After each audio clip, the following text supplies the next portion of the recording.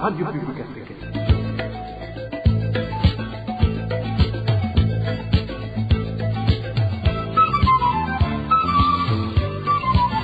Radio Publique Africaine.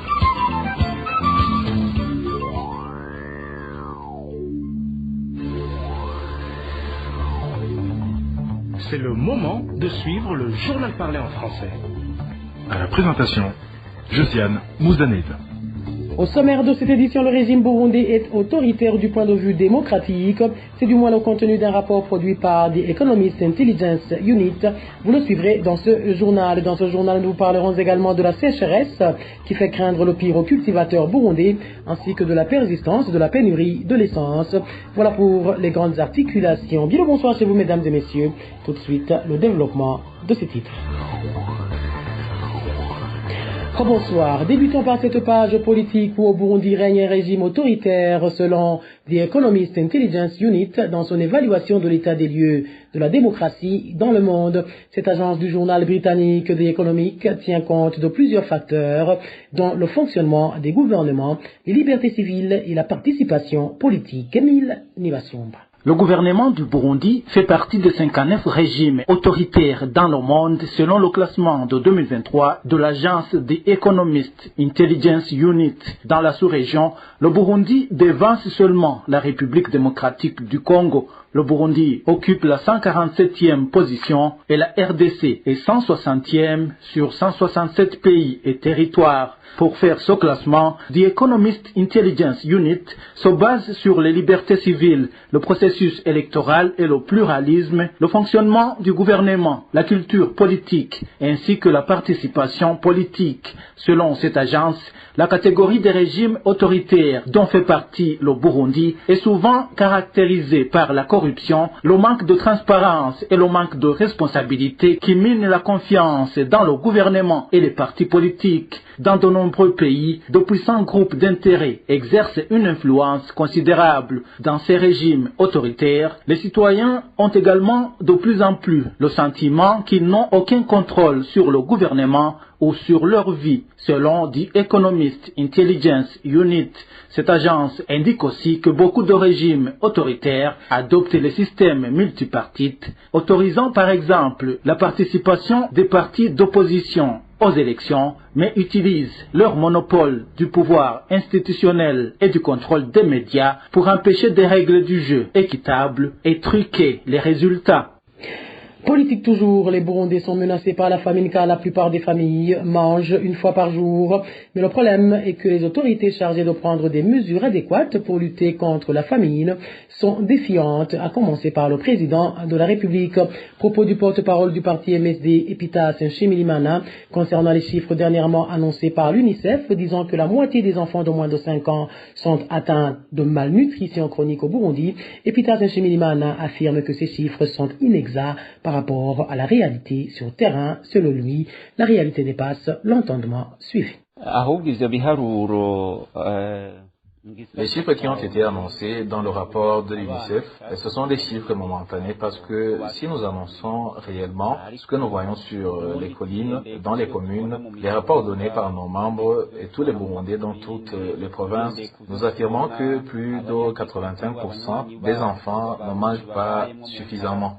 Parmi eux, il y a également un grand nombre d'enfants atteints de kwashiorkor et tous ces enfants présentent des signes d'anémie. Ce ne sont pas des enfants seulement. Ici, je peux te dire que plus de 90% de Burundais ne mangent pas suffisamment. Certains Burundais mangent une fois par jour et une petite quantité. Si vous voulez, même si nous prenons à la légère cette question, sachez que les Burundais sont guettés par la famine. Malheureusement, ceux qui devraient prendre des décisions afin de lutter contre la famine, et à commencer par le président de la République, n'accordent aucune importance à la question. Je rappelle aux gens que le président Evariste Ndayishimiye a menti aux Burundais qu'il avait un plan selon lequel chaque bouche doit avoir à manger et chaque poche doit avoir de l'argent. En réalité, il avait un plan de remplir sa propre poche ainsi que rationner sa bouche et sa famille, comme il le dit chaque fois dans ses discours, que ces stocks sont pleins de nourriture, qui ne sait pas ce que c'est la famine qui attaque ses citoyens et qui ne connaît pas les prix des denrées alimentaires.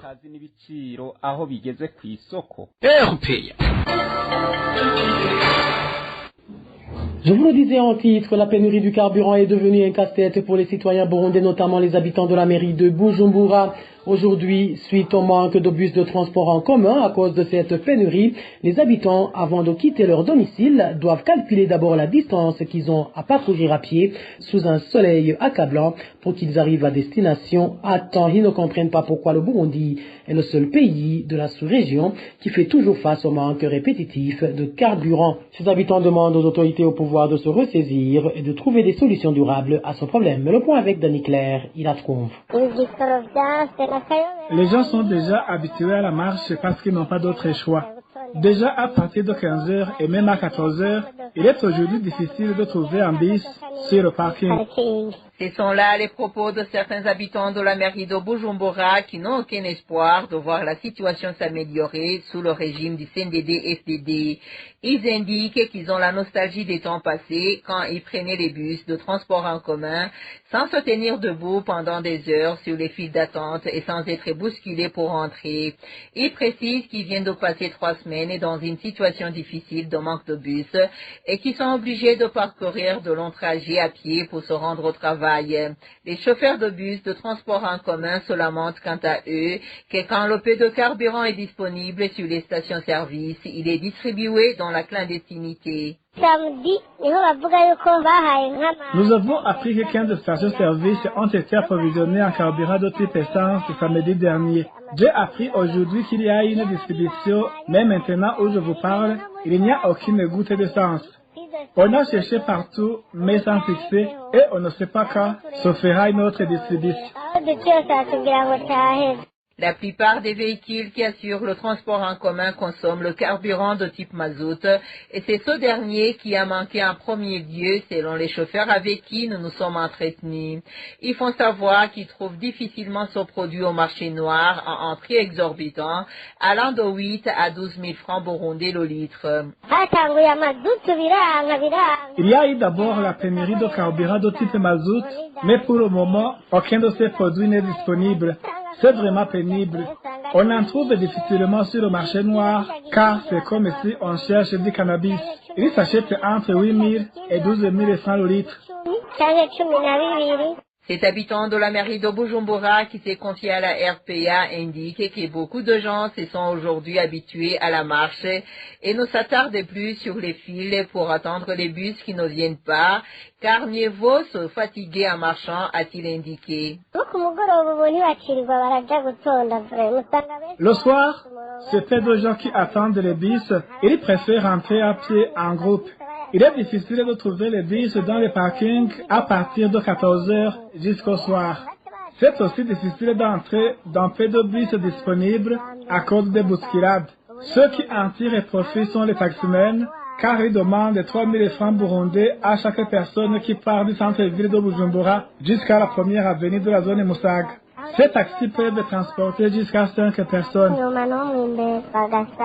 Ces habitants de la ville de Bujumbura indiquent qu'ils ne comprennent pas pourquoi le Burundi est le seul pays de la sous-région qui fait toujours face au manque répétitif de carburant. Ils demandent aux autorités au pouvoir de se ressaisir et de trouver des solutions durables à ce problème. Danny Claire, il a trouvé certains habitants de la province Cibitoke ne savent plus sur quel pied danser à cause de la pénurie du carburant.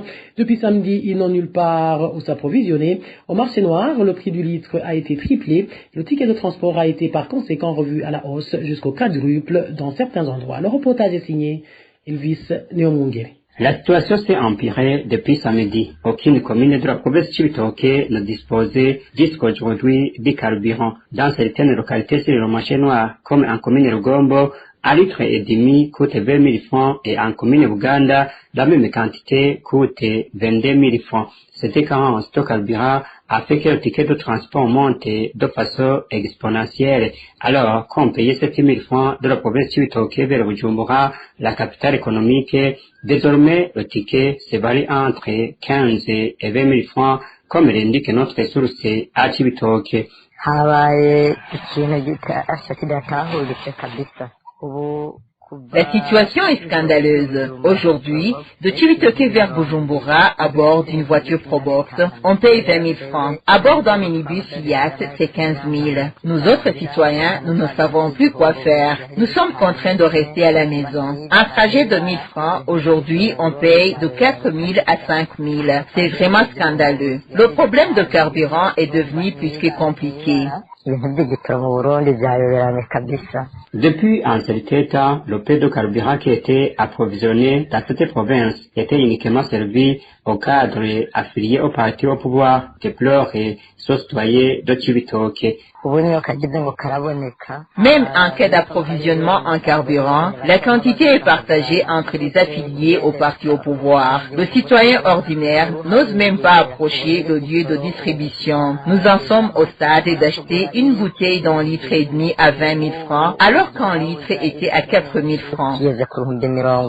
La province de Chibitoke compte 10 stations-service dispatchées dans 5 communes, une implantée en commune Buganda, une en commune Bukinanyana, une en commune Mabayi, une autre en commune Mugina, 2 en commune Rugombo et 4 au chef-lieu de la province de Chibitoke. Aucune des 2 stations-service ne disposait de carburant ni de type essence spare, encore moins de mazout. Parlons à présent environnement. Le changement climatique qui ne cesse de se manifester au Burundi inquiète les agriculteurs. L'ensoleillement observé ces derniers jours dans différentes localités a occasionné la perturbation des activités agricoles. Les agriculteurs qui avaient procédé au semis n'ont rien gardé à cause de ce soleil accablant. Actuellement, de faibles pluies commencent à tomber, mais le nouveau climat arrive au moment où la majorité des agriculteurs craignent déjà une mauvaise récolte pour cette saison culturelle. Suivez certains agriculteurs de différents coins du pays qui se sont entretenus avec la RPA. Je suis de la province d'Angozi. Nous assistons à un ensoleillement très intense depuis la fin du mois de février de cette année. Donc pour les agriculteurs, ça devient vraiment très difficile pour les activités champêtres. Surtout que c'était une période de semoirs des haricots et d'autres cultures. Alors nous constatons que certaines plantes commencent à sécher par manque de pluie. Mais ces derniers jours, depuis la semaine passée, on a assisté à de fines pluies. Nous espérons que peut-être que l'intensité des précipitations va augmenter d'ici quelques jours. Nous sommes vraiment très inquiets.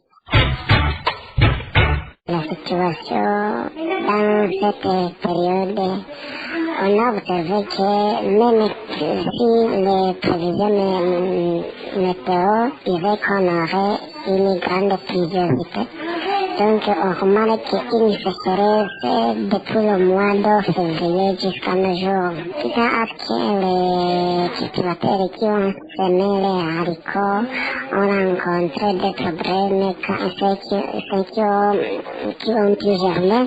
Il y a aussi ceux qui ont semé qui n'ont pas pu pousser, qui n'ont pas pu germer. C'est un problème. Donc les conséquences seront qu'il y aura des famines. Nous risquons d'être attrapés par la famine, alors que les responsables de l'agriculture et de l'élevage, ainsi que ceux de l'Igébou, nous ont promis que la pluie sera plutôt très abondante et nous avons semé à temps. Mais actuellement, les plantes, surtout le haricot, jaunissent par manque de pluie. C'est la sécheresse qui brille beaucoup, alors la famine va vraiment nous menacer d'ici quelques mois. Et avant de clore ce journal, parlons sécurité, où la rédaction de la RPA a pu répertorier 5 cas d'assassinat dans 3 provinces du pays au cours de la semaine écoulée. Parmi eux, il y avait une fille qui a été abusée sexuellement avant d'être exécutée. Dany Claire, il la trouve. 3 personnes ont été tuées en province Chibitoke la semaine dernière. Parmi celles-là, 2 ont été retrouvées mortes lundi dernier près de la rivière Rusizi sur la colline Ruhagarika de la commune Buganda. Ces 2 cadavres n'ont pas été identifiés. Les informations en provenance de Buganda font savoir que ces personnes seraient déplacées à cet endroit après avoir été tuées ailleurs. La 3e personne qui a été tuée en province Chibitoke est une fille de 21 ans du nom d'Emeline Nishimye. Son cadavre a été retrouvé sur la colline Miave de la zone Ndola en commune Bukinanyana lundi dernier. Selon les informations en provenance de cette commune, cette femme serait violée avant d'être décapitée. 3 Imbonerakure présumés auteurs de cet assassinat ont été arrêtés pour motif d'enquête. Mercredi dernier, le cadavre de Nestor Nhaunghidza a été retrouvé dans une toilette à Ruziba de la zone Kanyosha en mairie de Bujumbura. Nestor Nhaunghidza était chauffeur de taxi de type Probox. Il était introuvable depuis 6 jours. Selon nos sources, il a été tué par les agents du service national de renseignement. La dernière personne que la rédaction de la RPA a pu connaître sur la liste des personnes tuées la semaine dernière est un jeune homme de 24 ans du nom de Thierry Ndaikeje qui habitait à Gitega. Il a été tué par les agents de police quand il rentrait chez lui sur la colline Gitora de la zone Mugera en commune Bugendana mardi dernier. Selon les informations en provenance de cette commune, ces policiers ont été arrêtés et mis à la disposition de la police. Et voilà, amis fidèles de la RPA, c'est sur ce bilan de la sécurité que nous mettons fin au journal en français de ce lundi 25 mars 2024. Merci pour votre aimable écoute. Merci également aux équipes rédactionnelles et techniques pour leur franche et parfaite collaboration. À la présentation de ce journal, vous étiez avec Josiane Mouzaneza. Un bon début de semaine à toutes et à tous. Au revoir.